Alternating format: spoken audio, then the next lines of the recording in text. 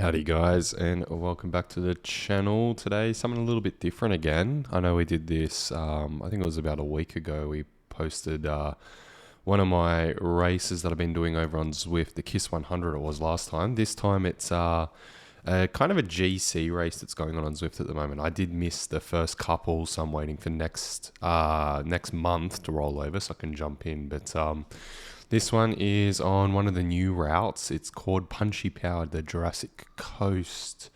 I'm going to throw it up on screen in just a moment and show you what we're in for. And here it is. So you can see it's pretty short. It's only 19k in length. We take over the KOM route, and you can see there it is as well on the overlay map. Kind of the yellow bits there were the hilly parts. It's not too hilly. But yeah, at the moment, we're just been trying to build a bit of fitness back. These monthly GC races are actually pretty cool. Someone Zwift put on apparently about 6 months ago. I think they kicked off. I could be wrong. I should ask my ex-colleagues and find out. But essentially, just every single month, the GC resets and they do a series of either 4 or 5 races titled like as in stage 5, stage 1, stage 2, stage 3, yada, yada, yada. And then it's got some kind of fun Zwift name. I know the guy that actually makes the names, and it's one of his joys is making fun names. So that's such a Zwift thing. But yeah, usually they're pretty short. You're probably not seeing any typically over 30k in length. So they're always under an hour. They're a good workout. And at the moment, for what I'm trying to do, like I said, I'm just building fitness back at the moment. I had a bit of time off the bike, bit of time away with the family again. So now I'm just trying to, get the sting back in the legs and be able to have a bit of my top end available to me again. At the moment, it's very, it's there, but it's not quite all the way there. But anyway, we're just warming up with the bot here. That's the big blue glowy guy just in front of me. Just spending some time spinning the legs behind him. We sat in here, as you can see, for almost 20 minutes in the end before we jump across. We're just about to jump across now, but yeah, spun the legs in here for around 20 minutes just to, get them a little bit prepared. Nothing too crazy. The HR only got up to around 140 or so. And we are about to jump in the race now. All right, and there we are on the start line. It isn't the biggest group. There's only, I think, 7 of us in the end in A grade, but there are 7 good riders. There's M. Cummings from Saris, the Saris esports team in here. So he's a very handy rider, very strong sprinter. I've raced him quite a lot of times on Zwift. He's one of the OGs as well. You can see though, we're going to have a little bit of a look out of the gate. Usually Zwift races start very hard, so we're trying to go on the front foot like usual. You can see the pain face coming out a little bit early. But we do manage to get a little bit of a gap. I was surprised by this. I didn't really expect that nobody would at all kind of spike the power that way. It seems like a few riders sort of did, sort of didn't. You can see Cummings down there. He's got a little orange tick next to his name. It means he's a verified rider. He's in an esports team, hence the verification for him. But you can see, most riders kind of just easing their way into the stage, which is probably the preferred, you could call it the preferred way of doing this race. You have Jay Shin back there. Unfortunately, a fellow Aussie chasing me. I thought we would have had some camaraderie going on, but no. He's going to spend some time on the front early on and ride pretty hard to try and bring me back. It's going to be kind of the only rider. You'll keep an eye on that right-hand side there. But yeah, Jay Shin is pretty much the only rider chasing properly hard on the front. There was Samson behind occasionally just making sure he didn't drop the wheel. But yeah, it looks like Jay Shin spent a lot of time on the front trying to pin me back, which is unfortunate. Bit of a spoiler to what's ahead. We didn't really see him do this move again. But anyway, we're going through the early parts, which there are a couple rollers. It doesn't exactly show on that overlay map that I showed at the start. But these are, they're not anything too crazy, but they do get up to around 4 or 5%. They're very short. Look, they're only like 50 meters in length. But it is enough that if you know what you're doing on Zwift, you can kind of use them to your advantage. Spike the power on the way up just before you hit the climb. Keep it, kind of middle off in the middle, and then keep it on over the top so you can start your speed back on the descent again, which is sort of what we're trying to do here. I'm looking at my power. I'm looking like I'm in a bit of pain too, if I'm honest. I'm at 170 BPM already, so early into the race. maybe not exactly the right tactic, but at the moment in these races, look, I know I'm not going to win, so I'm just trying to get a good workout in them. That's kind of my main goal. If I can bag a top 5 in this, given that there's 8 riders, I'd be pretty happy. But yeah, you can see, as I was calling out earlier, Jay Shin is still working the front very hard at the moment.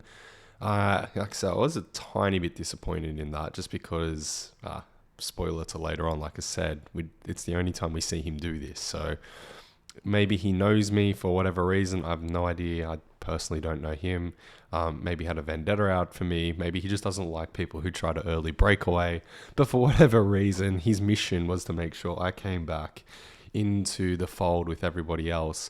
Now, they are about to catch me. Pay attention to what happens from here. It gets pretty interesting, and it's going to be kind of the move that defines the race. So I was hoping essentially with this little bit of a move off the front, once I realized I had a gap, someone would attack across to me, and maybe that could become the race. Like if I had 1 or 2 strong riders with me, we'd probably sit on, around the 5 watts per kilo pulls, and it would kind of work out. The group kind of can't pull that back unless they're super, super motivated. But no, anyway, we over this climb, we kind of realize what's going on, writing's on the wall, and sit up a little bit just to try and get the HR back. We are in these rollers and we're getting very close to the main KOM point, and there we go, there's the catch. But watch what happens here. So we've got the 4-star riders, there's 2 of them in here. And Samson has rolled through to the front here, and he takes the pace back off. But we've got Aveska there on the front, taking the pace back on. And towards the back of the group is one of the other 4-star riders. So he hasn't touched the wind at all yet. That's C. Koff, or how he says his name, except for right now. And I'm looking back at this and I'm disappointed to watch me see a rider attack, and I just look around basically. I literally am looking around. I kind of was expecting, based off what I saw at the start, the group would react to that, because we had one sole rider decide it was his mission to ride me down. But no, instead we just get a bunch of riders looking at each other when the Spanish guy D. Lopez rides right off the front, up and over this KOM and onto Cozwell Cuff. I don't know how to say this rider's name. It's my first time racing against him. But anyway, we jump a bit more forward here onto the KOM, and we can see that they've established. They're out at 9 seconds now to that breakaway, and you can quickly see how that became a bit of the defining moment in the race.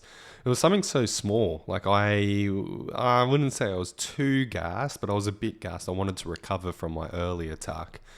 But I had the legs to cover that move and try and jump in it, and I really should have. Maybe had I done so, that would have told Samson to chase me again, seeing as he was purely chasing me, it seemed. But anyway, we move on to this KOM, and we're looking at Cummings, the Saris rider. He is the only rider in here I know. I don't know him personally, but I've raced him, I don't know how many times, probably 100 almost at this point.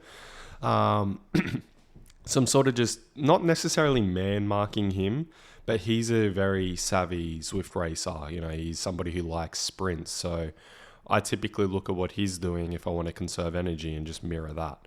But we are on this KOM. I'm on the front. I'm pulling out some big numbers here, 480, 490, 500 even. I'm gritting the teeth too. It's definitely not easy. I'm up at the 180 BPM.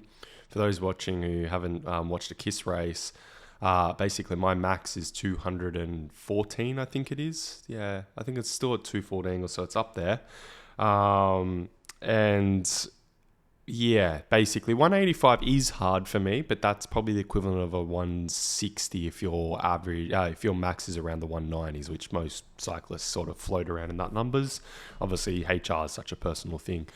But yeah, we're pushing. The HR is climbing a little bit, but it doesn't top out at a horrible number. I think it's 191 is the maximum I ever saw, which isn't terrible for me for low fitness. We get over that climb in 1:37, which is quite quick. I think it's my 30 or 90 day PB up there. But D. Lopez was 2/10 quicker than us even. So we know that the breakaway is moving very quickly. I was hoping at this point, you saw that Cumming came over the top of us. I was hoping we would really commit and ride very aggressively down the descent. But no, it just hasn't happened, unfortunately. It kind of looks like we half committed, but yeah, in the end, it was as though, yeah, just no one was interested. But yeah, anyway, we keep moving on. We got, like, what was happening here, call it out what I was thinking in the middle of this race. I kept looking ahead and seeing that the two breakaway riders, as Cumming gave us a ride on, we had to return serve.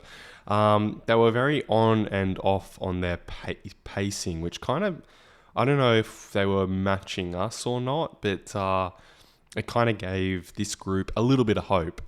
We also, haven't called it out, we did have a small breakaway on the three other riders behind us at this point. Shin, Samson, and the Wahoo rider, the fellow Brit of Cumming. But it wasn't really established, so you can see they're only 1 second back there. They're coming across anyway. Horsley, the Wahoo rider, unfortunately has got popped. They are an esports team too. He's probably just a bit like me, not exactly in top fitness at the moment, so still just reforming. I think there's like a lapse between esports seasons at the moment, so most riders are just building back up in their preparation phase. But yeah, anyway, there was an interesting KOM there. It could have came back together if we really committed down this descent. But I think Cumming and I know too much about each other in some ways that neither of us were going to commit.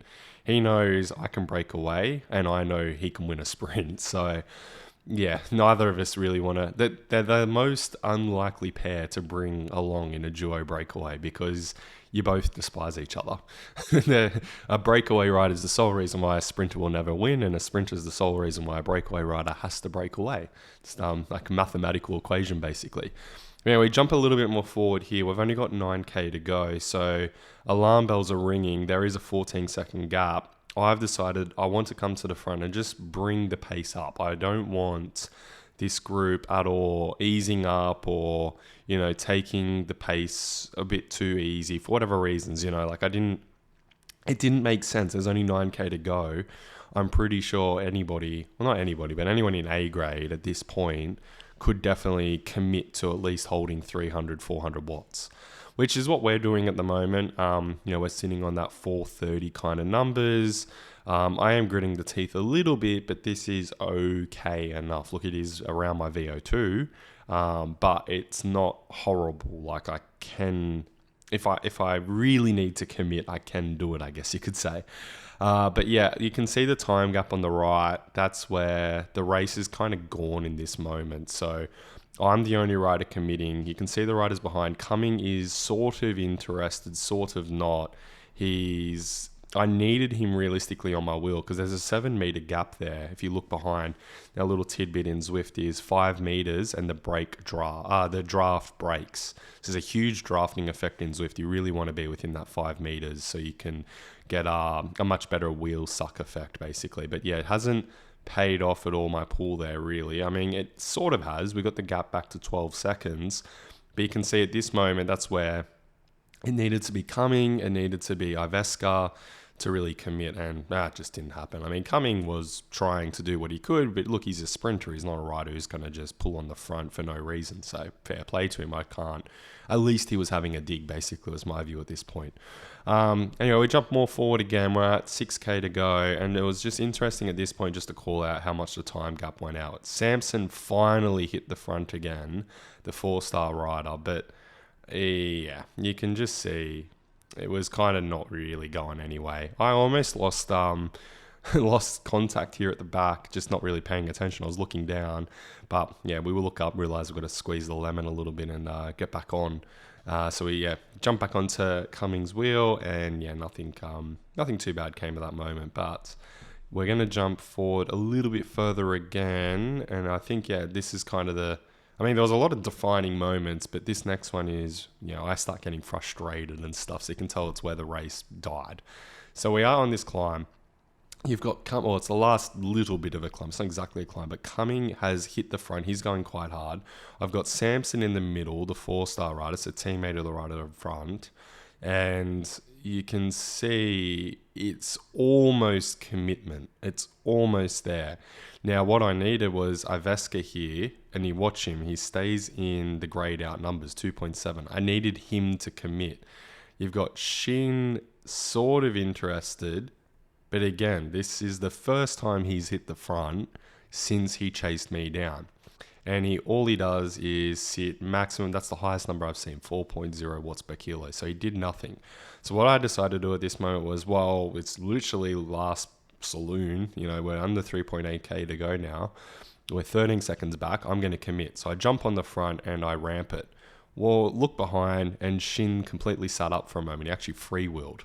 So a gap has opened. I didn't want a gap. That's kind of the thing. I wasn't attacking. There were no orange numbers. There were just high white numbers. So that's, it's hard. I'm not saying it's not easy to hold my wheel, but yeah, it's what needed to happen. Now, they do eventually come back to me. I eased up slightly, so then I pulled it back out again. I sat above 450, 480 watts, 490 watts here. I've gone to commit, and I'm looking behind, and I can just see nobody is interested. Just no one is, no one's at all trying to do anything. It was, just a little bit disappointing, I guess. I think I get very frustrated at this point, probably throw the arms up or something. I'm not too sure if I kept that in because I'm a bit embarrassed, but shake the head. There you go. That's not good to do. I'd say if you want to watch what I'm doing and not copy it, that's exactly what you don't copy. Don't ever get frustrated. Just remain committed. That's your best bet you could do. We still could theoretically win this if someone really committed on the front. And look, credit to Cumming. He came through. He had a pull. I wasn't strong enough to do what I wanted it to do after I was sitting on 6.0 watts plus. But look, it was still something. It kept the momentum going in the group. We're under around 11 seconds now. But we can see Ko and Lopez are both working quite hard on the front to get things back together. All right, we're going to jump a little bit closer to this sprint finish now and just take a look at it because nothing really changes through this part. And here we are. Yeah, we're under a K&a-half to go. You can see we're at 10 seconds. Nothing changed. Literally from that last bit to here, it was just kind of the same thing. People sitting on the front at maximum 4.0 watts per kilo. So I went, well, if we're going to have a chance in the sprint, one, I have no chance anyway. In this group, I get last. So I may as well catch the riders in front, hope they're gassed, and I could beat maybe 2 riders. So I go ahead and say, well, let's roll the dice. And I am pleased to see how quickly the gap shut there. It's down to 6 seconds from 12. So I halved the gap. But again, what didn't happen here that needed to happen here was a rider come over the top of us. And yeah, it just hasn't happened. We're under a K to go. I've given up on hope of catching them at this point. I probably could have fully committed and tried to shut it at this point. But I was feeling a bit gassed. Unfortunately, my HR kept pairing and unpairing. Hopefully it comes back so we can see what state I was in, but I wasn't feeling the best. Yeah, there it is, 184. Look, I wasn't feeling gassed, but I wasn't feeling fresh. That's the best way to put it. All right, we're gearing up for a sprint from this remaining sort of peloton here, but it looks like coming on the front nice and early. He's trying to ride nice and high. I've swung to the back to hopefully get a bit of a group effect on the way through. Looks like Cumming is actually fully set up, so he wasn't thinking sprint at all. Iveska moves to the back. We've got 4 riders here to sprint against, or 3, sorry, including me's 4. I hit the featherweight with 250 to go. I try to spike it. I think you're going to see maybe 900 watts, are we? Okay. Yeah, my max is not that high. I'll be honest. I'll put the hand up. I'm no sprinter. We try to hold on. I see Samson behind me. I think I'd like to beat you, and I just held him off. So I beat one rider out of the group. But yeah, D. Lopez taking the win there from Ko there in second. Iveska third. Shin was fourth. I was fifth. Samson sixth. Seventh was Cumming. He finished the race. And I think the Wahoo rider eventually finishes the race. We're going to throw the results on the screen so we can just take a quick look into what happened. So yeah, you got Cummings. Actually, no, the Wahoo rider didn't finish it. But yeah, it was all over the shop. Call out from me is I actually didn't do as good as I thought, basically.